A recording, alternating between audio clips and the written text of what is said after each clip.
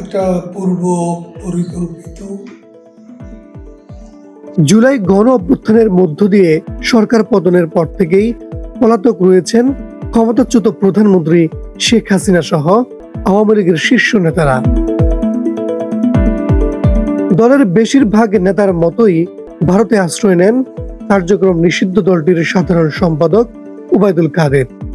এবার হাসিনার রায় ঘোষণার পর প্রথমবারের মতো প্রকাশ্যে আসলেন তিনি। রায় নিয়ে গণমাধ্যমে জানালেন নিজের প্রতিক্রিয়া। সোমবার ওবায়দুল কাদেরের একটি সাক্ষাৎকার প্রচার করেছে দৈনিক আমার দেশ পত্রিকা। আজকের ভিডিওতে তার সাক্ষাৎকারের সেই তথ্যগুলো হুবহু তুলে ধরা হলো। ওবায়দুল কাদের দৈনিক আমার দেশ পত্রিকায় যে সাক্ষাৎকার দিয়েছেন সেখানে কাদেরকে বলতে শোনা যায়, পলাতক শেখ হাসিনাকে আত্মপক্ষ সমর্থনে কোনো সুযোগ দেওয়া হয়নি। আওয়ামী লীগ এই রায় প্রত্যাখ্যান করে। এই আলোকে তাৎক্ষণিক প্রতিক্রিয়াও জানানো হয়েছে।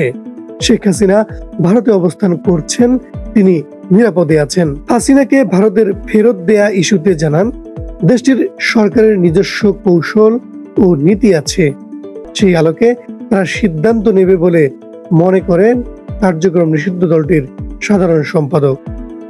এর আগে গেল সোমবার দুপুরে জুলাই গণ অভ্যুত্থানে সংঘটিত মানবতা বিরোধী অপরাধের মামলায় রায় ঘোষণা করেন আন্তর্জাতিক অপরাধ ট্রাইব্যুনাল।